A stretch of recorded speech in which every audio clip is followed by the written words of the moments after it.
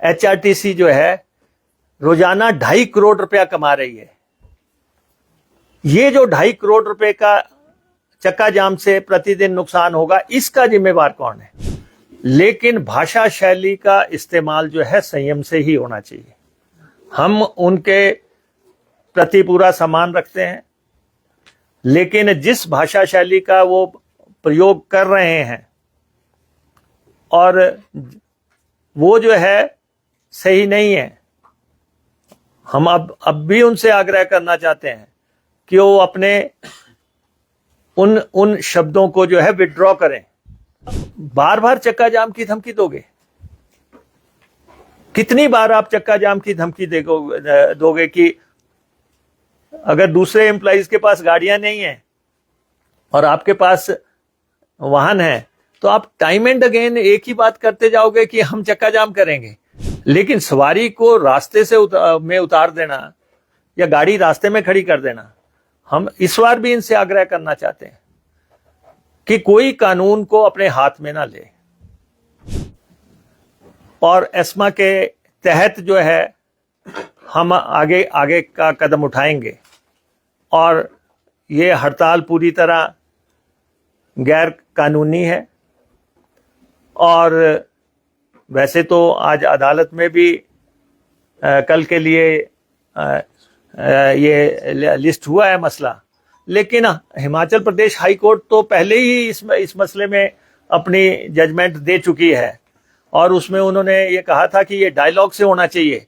और उस समय कुछ कर्मचारियों ने हाई कोर्ट के फैसले की भी अवहेलना की थी और उस अवहेलना के बाद जो है उन पे एक्शन हुआ था। लेकिन हम तो फिर से आग्रह करते हैं कि कर्मचारियों के नेताओं को हमारा आग्रह भी है। हम एक सिस्टम में काम करते हैं, सरकार है, एम्प्लॉइज है, लेकिन भाषा शैली का इस्तेमाल जो है संयम से ही होना चाहिए। हम उनके प्रति पूरा सम्मान रखते हैं, लेकिन जिस भाषा शैली का वो प्रयोग कर रहे हैं और वो जो है सही नहीं है, हम अब भी उनसे आग्रह करना चाहते हैं कि वो अपने उन शब्दों को जो है विड्रॉ करें जो उन्होंने सार्वजनिक तौर पे बातें कही हैं।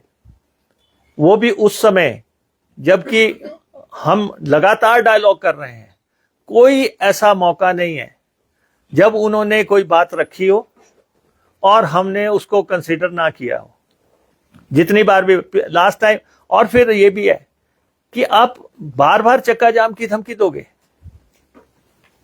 कितनी बार आप चक्का जाम की धमकी दोगे कि अगर दूसरे एम्प्लॉइज के पास गाड़ियां नहीं है और आपके पास वाहन है तो आप टाइम एंड अगेन एक ही बात करते जाओगे कि हम चक्का जाम करेंगे। कोई भी, और पिछली दफा इन्होंने सवारियां गाड़ी से नीचे उतार दी, गाड़ियां रास्ते में खड़ी कर दी और हमने फिर भी इनके आग्रह को मानते हुए इन्होंने कहा कि ये सही, हमारे से सही नहीं हुआ। हमने किसी पे एक्शन नहीं किया। लेकिन सवारी को रास्ते से में उतार देना या गाड़ी रास्ते में खड़ी कर देना, हम इस बार भी इनसे आग्रह करना चाहते हैं कि कोई कानून को अपने हाथ में ना ले। Law of the land will prevail. राज्य का कानून जो है, देश का कानून जो है, वो अपने तरीके से काम करेगा और कोई भी सरकारी संपत्ति को नुकसान करने का प्रयास ना करे। ये सरकार की, आप बसेस नहीं चलाना चाहते, आप चाबियां हमारे हैंडओवर कर दें। और आज से रिक्रूटमेंट हो रही है और सभी जगह जो है बहुत बड़ी संख्या में लोग जो हैं एचआरटीसी की सर्विस लगना चाहते हैं। तो आप उन लोगों को हम डिप्लॉय कर रहे हैं एज ए ट्रांसपोर्ट डिपार्टमेंट। जो लोग हमारा सहयोग कर रहे हैं प्राइवेट पार्टनर्स जो हैं प्रदेश में, जो प्राइवेट ऑपरेटर्स हैं, वो बसेस चलाना चाहते हैं। कई संगठन जो हैं वो बसेस में चलाना चाहते हैं। किसी को जबरन रोकने का प्रयास नहीं होना चाहिए। और हम सबको कल से जो है, हम हर कर्मचारी को, चाहे वो ड्राइवर है, कंडक्टर है, उसको किस रूट पे चलना है, उसको रिटर्न ऑर्डर हम प्रदान कर रहे हैं। हमने हर कर्मचारी को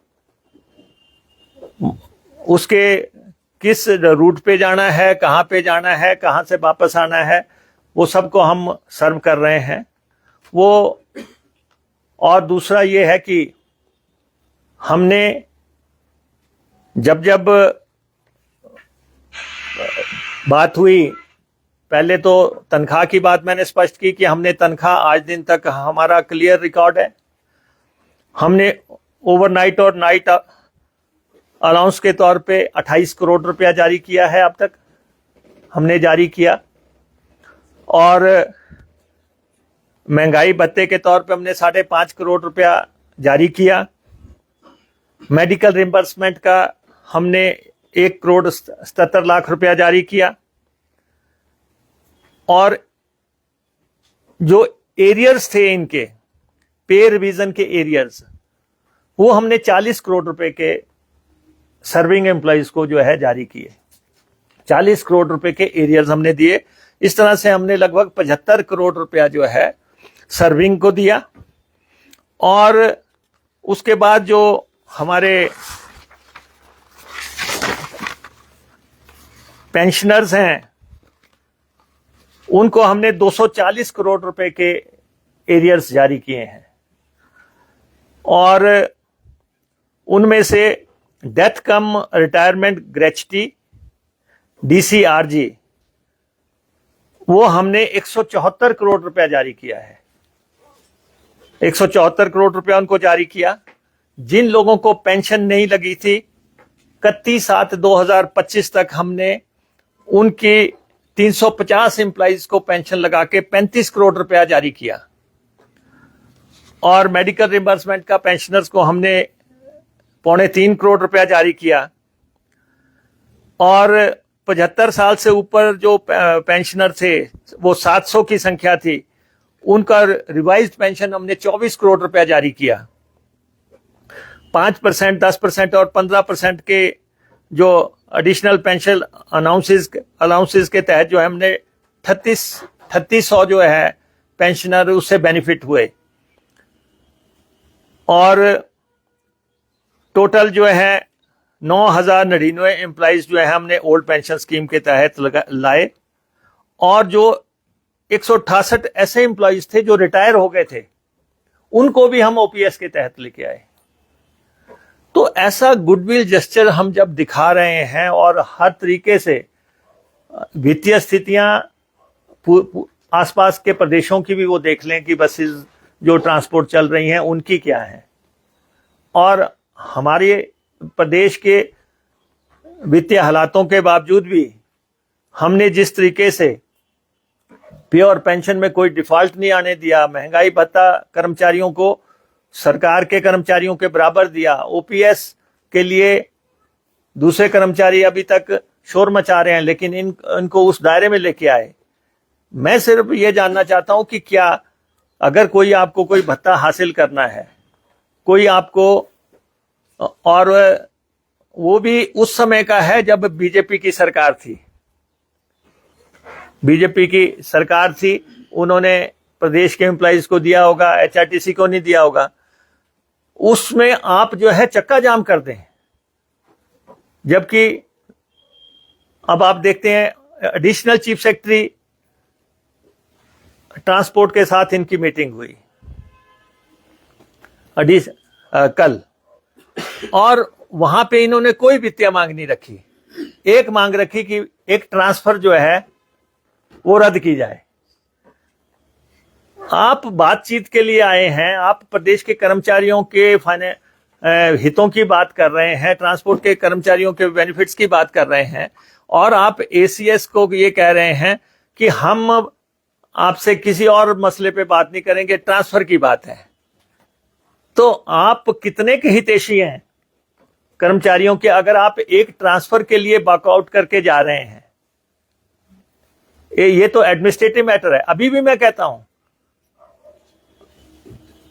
चक्का जाम को, अपनी कॉल को रद्द करें, एसीएस से डायलॉग करें, एडिशनल चीफ सेक्रेटरी से डायलॉग करें, और जो एक्चुअल मांगे हैं, जो आपकी वित्तीय मांगे हैं, उन पे बात करें, ना कि ट्रांसफरों पे बात करें। ट्रांसफरें एक पॉलिटिकल एजेंडा है, वो राजनीतिक तौर पे उनका आप किसी भी इसमें हल करवा सकते हैं बातचीत के माध्यम से, लेकिन ये बात नहीं हो सकती कि आप ऐसी भाषा शैली का इस्तेमाल करें जो अनडिजायर्ड है, और वो भी ऐसे माहौल में जबकि सरकार जो है एचआरटीसी के प्रति पूरी संवेदनशील है।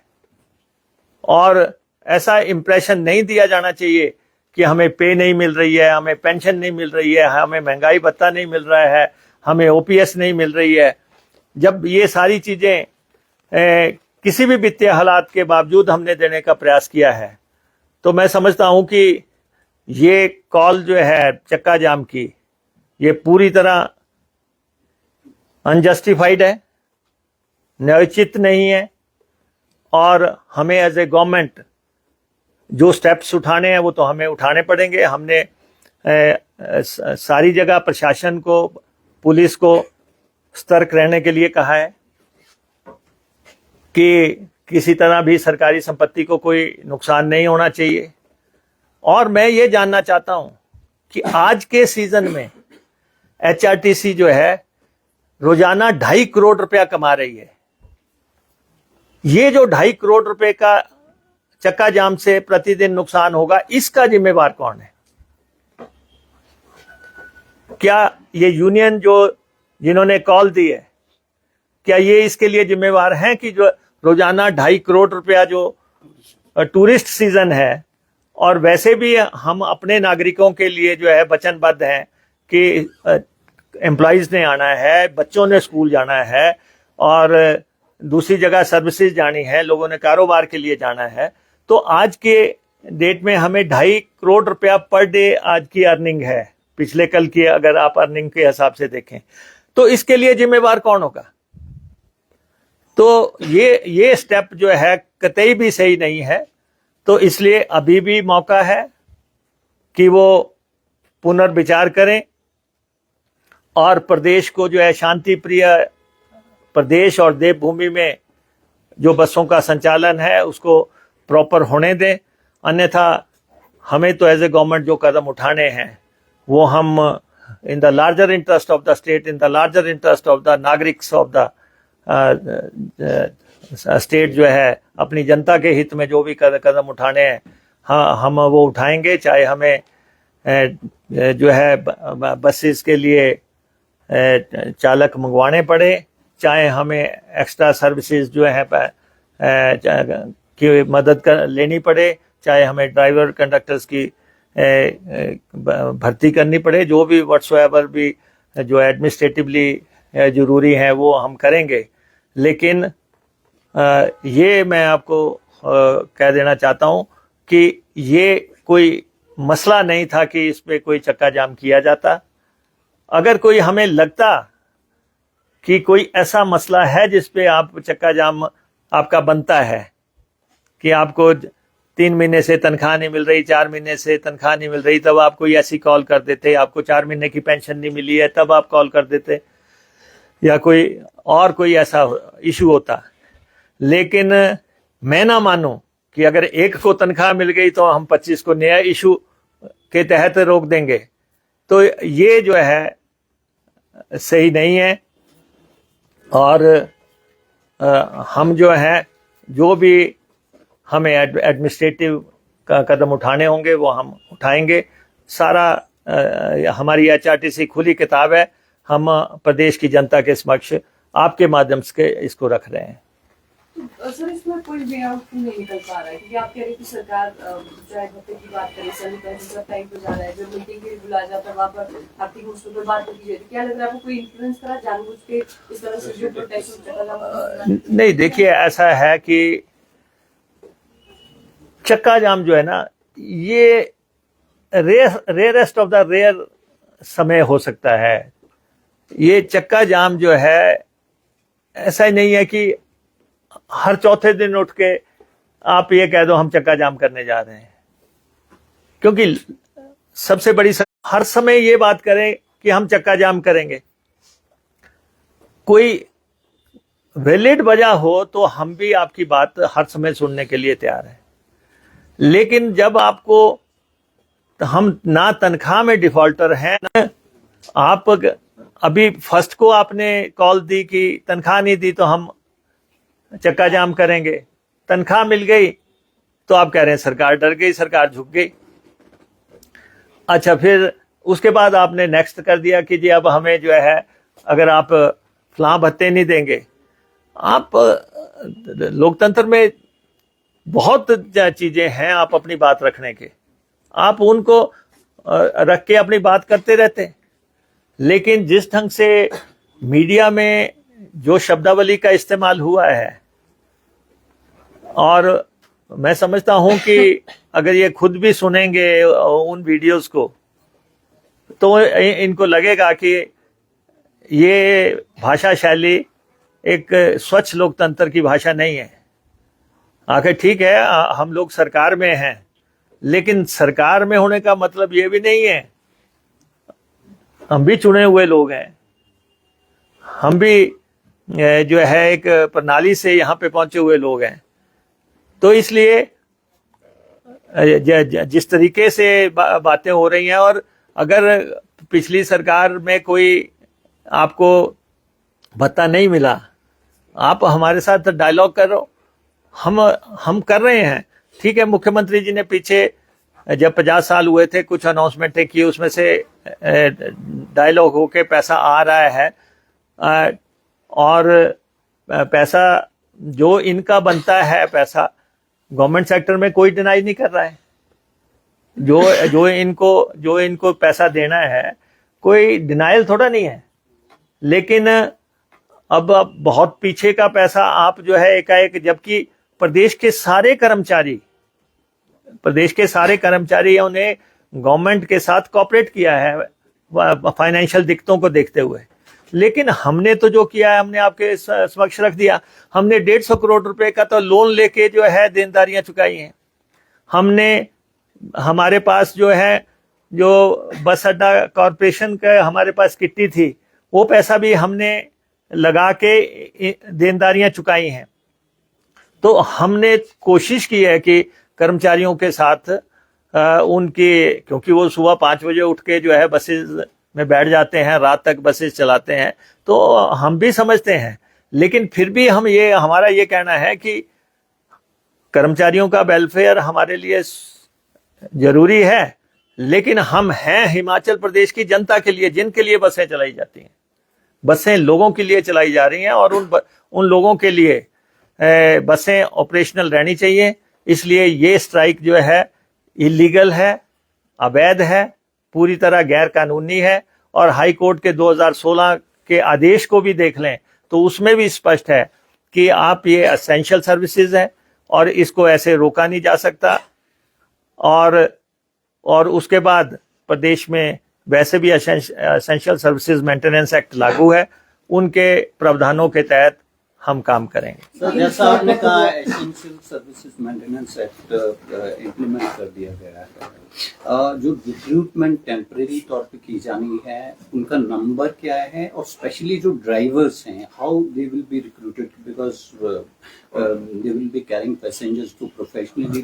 नहीं, देखो, नहीं, दूसरा इसमें सर जयराम ठाकुर कह रहे हैं कि ये तानाशाही सरकार कर रही है, जो which is the life line of Himachal Pradesh, HRTC के जो एम्प्लॉय हैं उनके साथ ऐसा नहीं। मेरा मानना है कि as a responsible leader of opposition के नाते जयराम ठाकुर जी को आग्रह करना चाहिए कि प्रदेशवासियों के हित में कोई चक्का जाम ना किया जाए।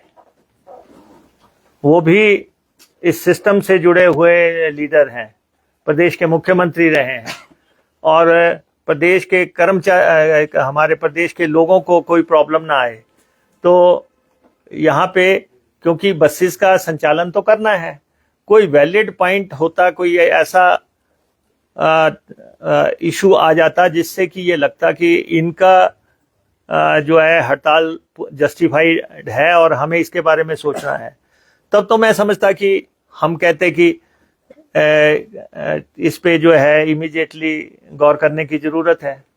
जब हम आप लोगों से डायलॉग करते रहे हैं, जब हम आपसे बात करते रहे हैं, अभी मुख्यमंत्री जी ने पेंशनर्स के साथ डायलॉग किया, उससे पहले मेरे साथ बात होती रही है, और हम in the larger interest of the state काम कर रहे हैं। तो मुझे नहीं लगता कि ये कोई HRTC का संचालन कोई राजनीतिक एजेंडा नहीं है।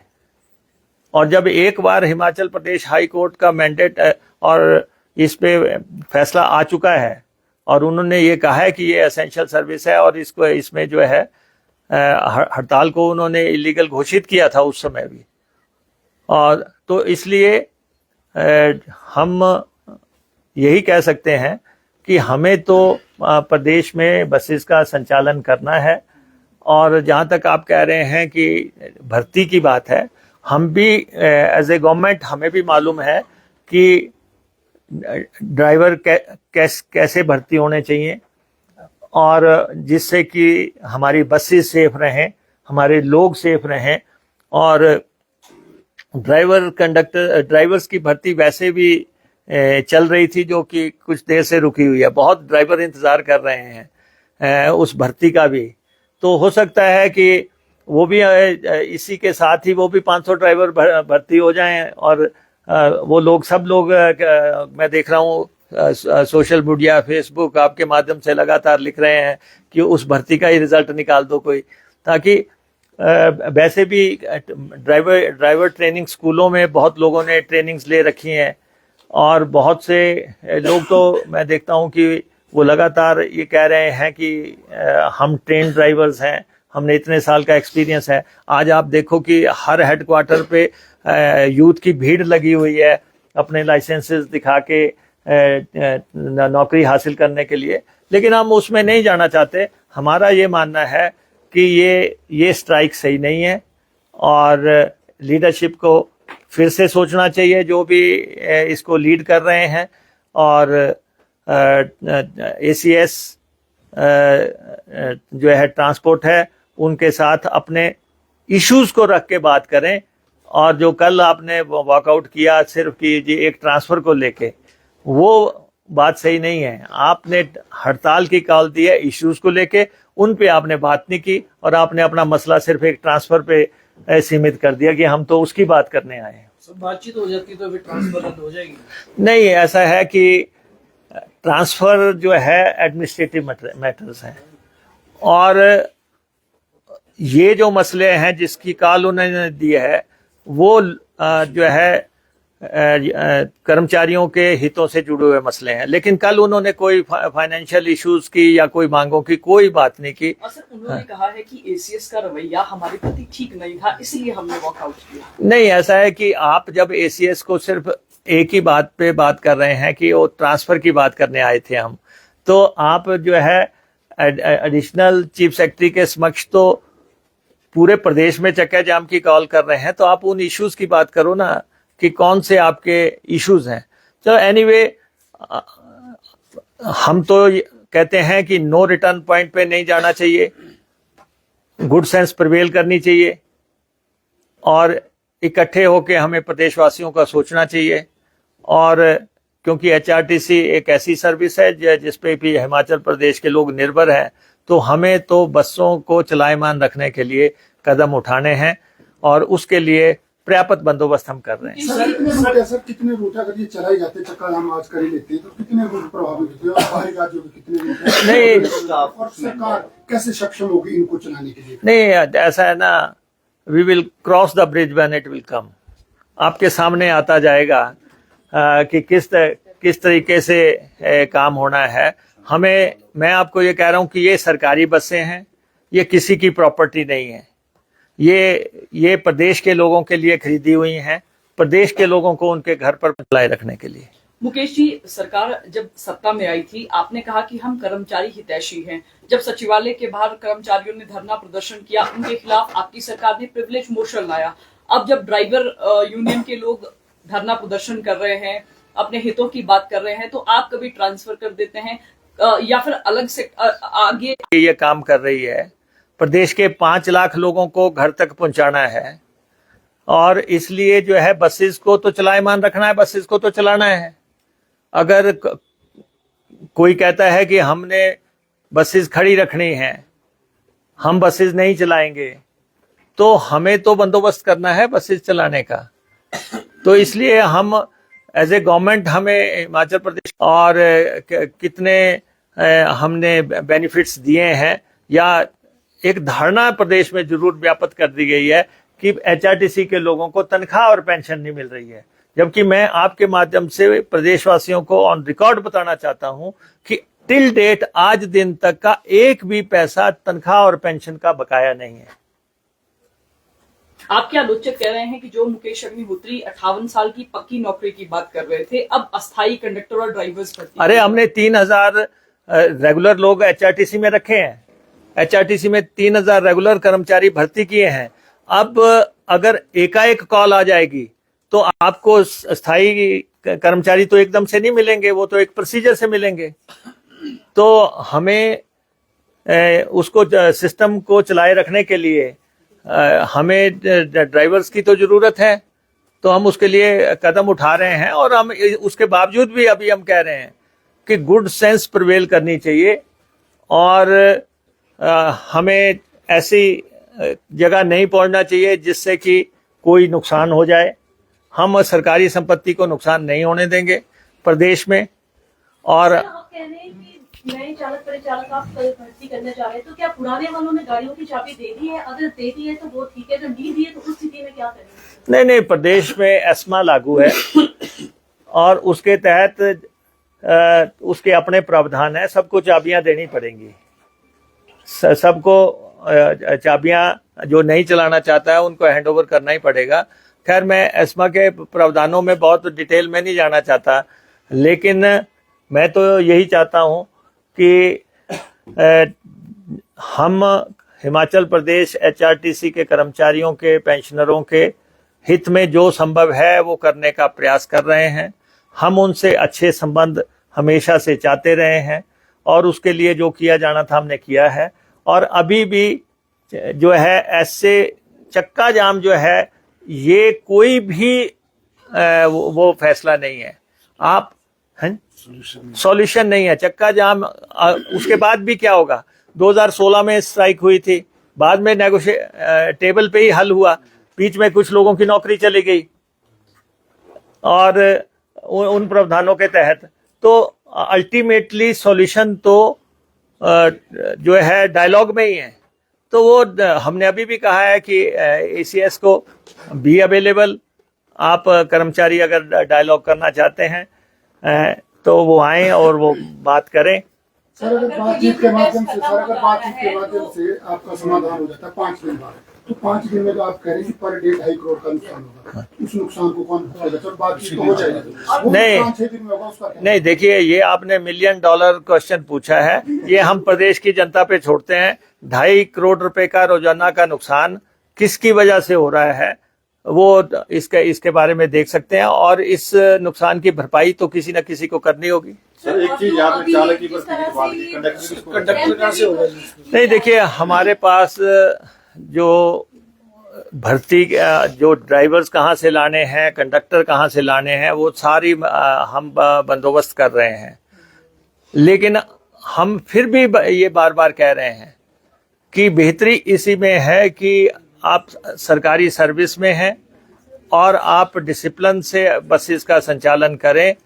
और ये जो आपने फैसला लिया है, ये और इसके कॉन्सिक्वेंसेस जो है कर्मचारियों के हित में भी नहीं है। तो इसलिए हम ये कह रहे हैं कि कोई आपकी कोई मांग है वो आप बात रख सकते हैं प्रॉपर मंच पे आके, लेकिन ऐसी कोई मांग नहीं है जिसके लिए चक्का जाम करना पड़ जाए। एक सर एक चीज एक सवाल और पूछ रहा है सर। अगर ये अपना प्रोटेस्ट वापस ले लेते सर, ये जो टेम्पररी भर्तियां हो रही है तो उसके बाद सर उनका क्या होगा? नहीं, these are the hypothetical questions के किंतु परंतु के मैं कोई जवाब नहीं दे रहा हूं। आज की स्थिति के मुताबिक मैं आपके समक्ष बात रखी है, और बाकी तो मैंने कहा है कि एज ए गवर्नमेंट हमें जो भी करना पड़ेगा इस सेवा को संचालन के लिए वो हम करेंगे। सर इनका एक ट्रांसफर पर प्रतिबंध लगाया और प्रतिबंध के बाद रातों रात ट्रांसफर हो रही है, जबकि ट्रांसफर पर प्रतिबंध नहीं, ऐसा है कि ट्रांसफर पे जो प्रतिबंध होता है वो सिर्फ आम आदमी के लिए नहीं है। ये चीफ मिनिस्टर किसी भी व्यक्ति को किसी भी समय ट्रांसफर कर सकते हैं। उन पाबंदी जो है मुख्यमंत्री पे नहीं होती है, वो एडमिनिस्ट्रेटिव ट्रांसफर्स पे जो सेक्रेटरीज ट्रांसफर्स करते हैं या दूसरे लोग ट्रांसफर्स करते हैं वो ट्रांसफर्स पे बैन होता है। लेकिन एचआरटीसी में मैं कह सकता हूं कि 90%, 99.9% कर्मचारियों को उनके चॉइस के स्टेशंस मिले हैं। कौन सी बस किस रूट पे आप चलाना चाहते हैं, कौन सी बस पे आप कंडक्टर लगना चाहते हैं। कहीं पे कोई डिस्प्यूट ही नहीं हुआ अभी तक हमारे साथ 3.5 साल में। जिसने भी कहा कि हम फलां में जाना चाहते हैं, इधर जाना चाहते हैं, तो कोई ऐसा कारण नहीं था। लेकिन मैं तो यही जानना चाहता हूं कि जब ऐसी कोई वजह नहीं है तो ऐसा क्या कारण है कि आपने जो है चक्का जाम की कॉल दे दी। आप और बथेरे मेजर्स हैं, आप गेट मीटिंग कर लेते, आप जो हैं अपने मेमोरेंडम दे देते, आप जो है 1 घंटे का कोई पेन डाउन कर लेते, कोई कुछ कर लेते, कोई ऐसा बात होती। लेकिन आप एकाएक जो है ये कह दें और बार बार कह दें, और ये कोई पहली दफा नहीं हुआ है, ये 5वीं 6ठी बार हो गया है कि हम चक्का जाम कर रहे हैं। सर अगर 2.5 करोड़ पर डे इनकम है तो अभी तक एचआरटीसी का घाटा क्यों जा रहा है? कितना घाटा टोटल है? अभी नहीं, मैंने आपको कहा है एचआरटीसी के घाटे का हम आकलन करने यहाँ पे नहीं है, क्योंकि एचआरटीसी एक वेलफेयर ऑर्गेनाइजेशन है और लगातार एचआरटीसी ऐसी सर्विसेज दे रही है जिसकी वजह से घाटा एक मूल कारण हो सकता है, क्योंकि हम रियायती सफर करवाते हैं। 50% लेडीज जो है हमारी गाड़ियों में जो है हाफ किराए पे चलती हैं। पत्रकारों के लिए ये छूट है, ये 28 से 29 कैटेगरीज है, 36 तरह की। लेकिन ये जो घाटा है वो तो लगातार सर्विस को कहाँ से कहाँ कोई कह रहा है कि इस गांव में बस चला दो, 3 किलोमीटर जानी है, 6 किलोमीटर जानी है, जगह जगह से डिमांड आती है तो वो बसेस को एक्सटेंड करना पड़ता है, चलाना पड़ता है। लेकिन हम इन इश्यूज में नहीं पड़ते हैं। हम तो ये कह रहे हैं कि आज की तारीख में जो इसमें पीक सीजन चल रहा है, आज की तारीख में अगर बस नहीं चलती है एक दिन तो 2.5 करोड़ रुपए का नुकसान जो है हमें होता है। तो ये सही नहीं है और ये स्टेप जो है किसी भी तरह से जस्टिफाइड नहीं है। और जबकि अदालत का इस बारे में पहले से व्यू बड़ा क्लियर है और उन्होंने एचआरटीसी के ऐसी स्ट्राइक्स को इलीगल घोषित पहले से किया हुआ है। तो हम प्रदेश में सेवा कैसे चलाए रखने हैं वो हम कोशिश करेंगे, और इनसे भी हमारा हमेशा से आग्रह रहेगा कि गुड सेंस प्रिवेल करो और गाड़ियां चलाओ जिसके लिए हमने ये संस्थान को चलाए रखा है। इनके ड्यूज से अगर बातचीत हो जाती है तो आप मैंने काफी